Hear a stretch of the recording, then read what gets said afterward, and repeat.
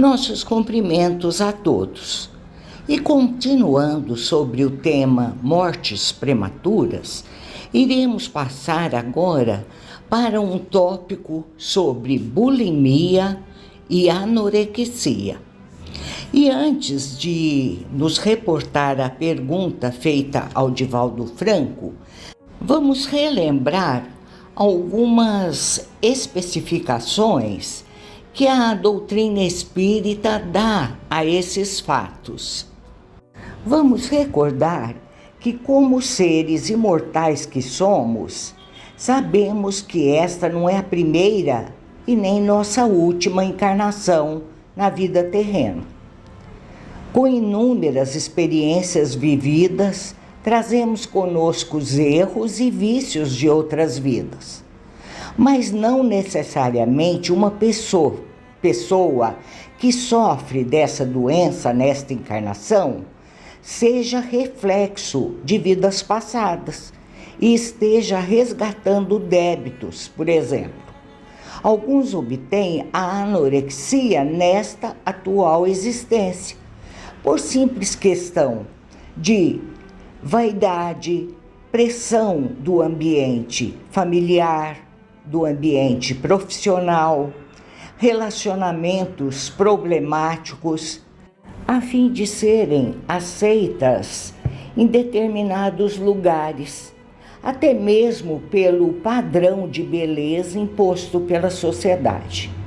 Sendo assim, as influências espirituais obsessivas podem estar ocorrendo, tanto por caráter pretérito como presente, fortuitamente.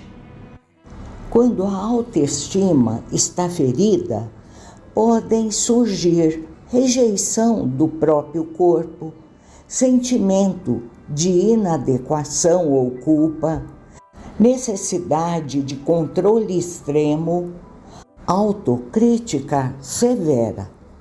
Esses estados emocionais prolongados acabam refletindo no corpo, favorecendo transtornos como anorexia, bulimia e compulsão alimentar. Sim, a desvalorização de si, o autojulgamento constante e a negação do próprio corpo criam desequilíbrios energéticos que se manifestam como sofrimentos psíquicos e físicos. Temos de avaliar também possíveis raízes espirituais. Algumas interpretações nos dizem que experiências passadas de abuso do corpo, vaidade extrema ou autonegação podem gerar reflexos emocionais na reencarnação atual. Padrões de pensamentos negativos podem atrair sintonia com espíritos igualmente sofredores, agravando, mas não causando o transtorno. E vamos à pergunta dirigida ao Divaldo Franco.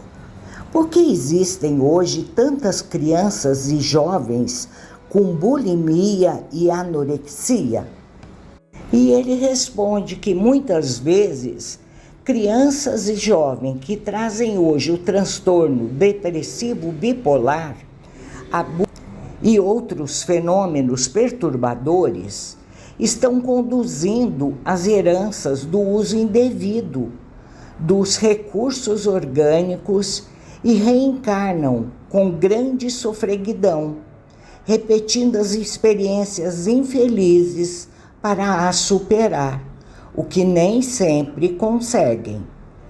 O transtorno se apresenta como verdadeira compulsão, exigindo dos pais e dos educadores altas doses de amor e cuidados terapêuticos para a sua recuperação, recomendando a estes tratamento médico e psicológico contínuo, reeducação do pensamento com preces e vigilância mental, passes e evangelho no lar para o equilíbrio emocional.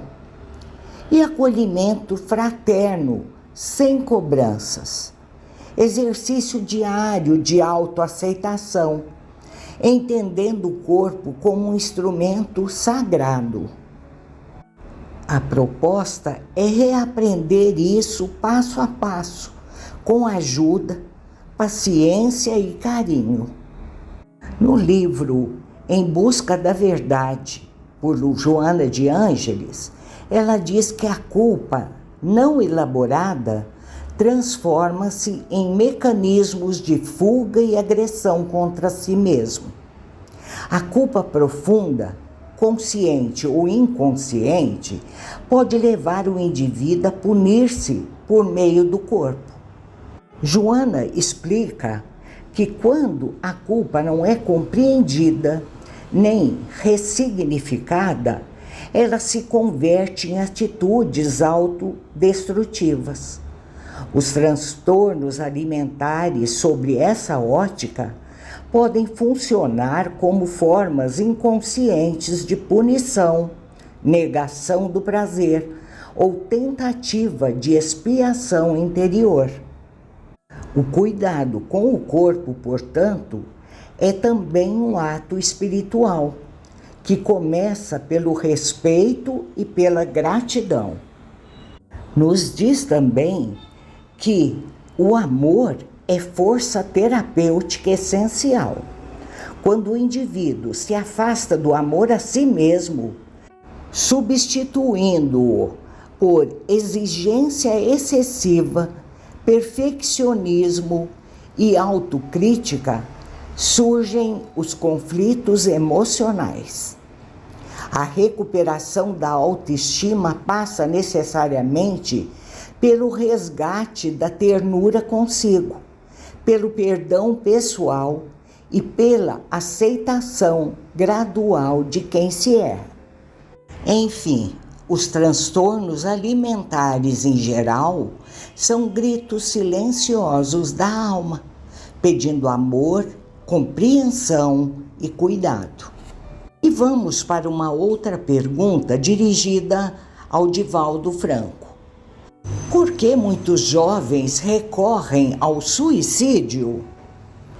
E sua resposta é direta, porque nós vivemos numa sociedade paradoxal, imediatista, em que os valores éticos são controvertidos.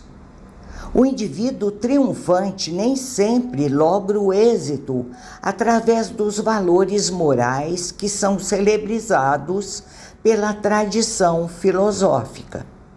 É o momento em que o sexo transformou-se em um objeto de promoção social, humana e econômica.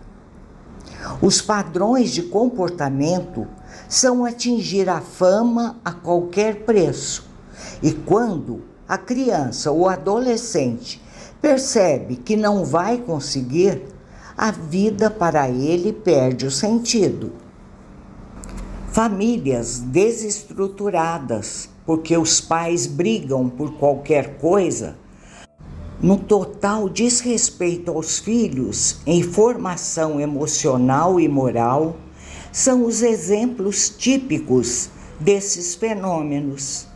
Infelizmente, a educação é muito conflitiva no ninho doméstico, não havendo o respeito dos valores morais, conforme se refere Kardec em O Livro dos Espíritos, elucidando que não se trata da educação conseguida apenas pelos livros, mas pelos hábitos morais que se infundem através da própria conduta na intimidade do lar.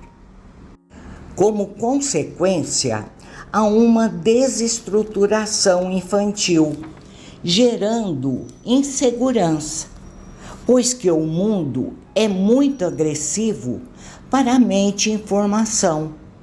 A violência toma conta de todos os arraiais da sociedade e aqueles que são emocionalmente frágeis por herança de existências passadas, parecem sentir uma imensa e inexplicável saudade do mundo espiritual, embarcando nessa terrível tragédia do suicídio, atirando-se ao abismo sem fundo. O espírito não deseja morrer, deseja cessar a dor. Há um estreitamento da consciência. O sofrimento emocional supera o instinto de conservação.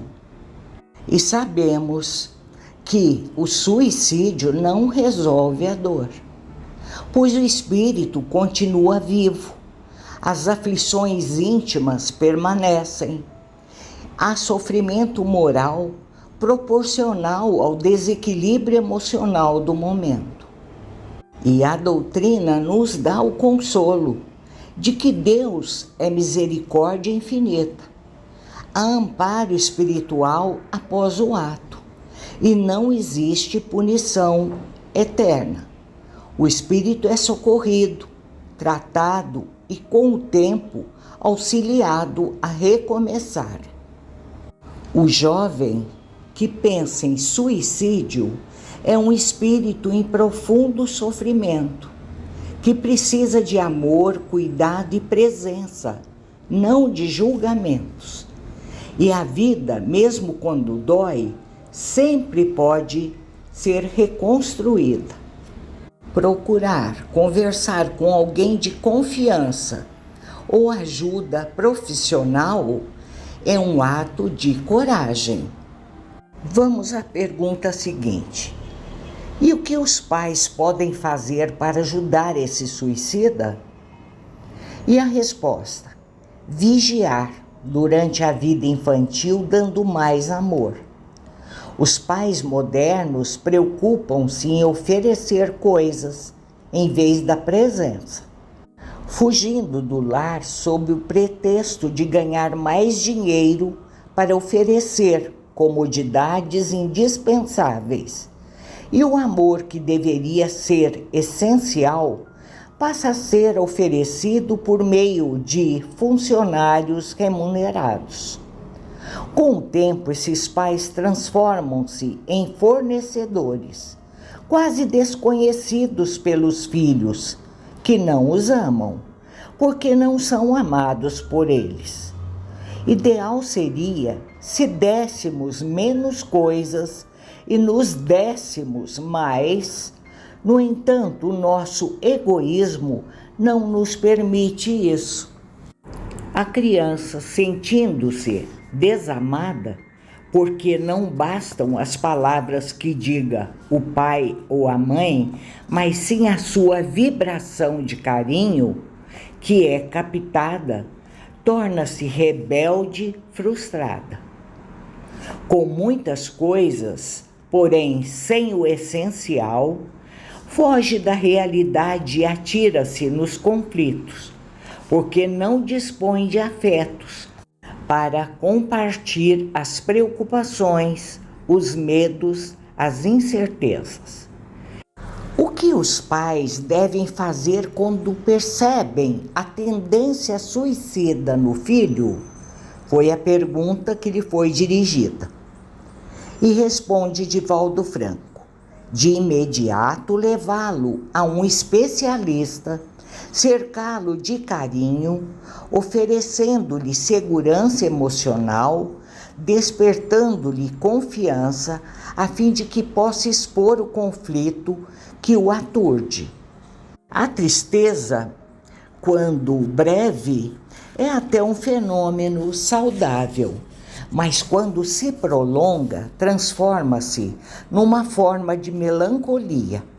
E essa melancolia pode dar um salto para um surto depressivo e o indivíduo tentar fugir pelo suicídio, porque a vida não lhe tem nenhum sentido. Aos primeiros sinais, portanto, como a insônia, o sono interrompido durante a noite, os pesadelos fortes, a tristeza periódica, o desinteresse pelos estudos, pela higiene, são sintomas que denotam a instalação do transtorno depressivo, que pode conduzir à fuga terrível pelo suicídio. Vale, portanto, a pena levá-lo ao especialista na área da psicologia, da psiquiatria, mas também a uma instituição espírita, para que seja beneficiado pelos recursos psicoterapêuticos que a doutrina, ao alcance de todos quantos os desejem, tais como passes, água fluidificada, a oração, a desobsessão, porque invariavelmente há influências espirituais, mesmo na idade infantil e juvenil, que nos pareça tão risonha. Devemos repetir sempre que o espírito reencarnado nesse período traz comprometimentos e seus adversários vigiam-no, perseguem-no. Por meio dessas providências preventivas, poderemos evitar as tragédias do cotidiano. Por hoje vamos encerrar e voltaremos daqui 15 dias. Muito obrigada e muita paz a todos.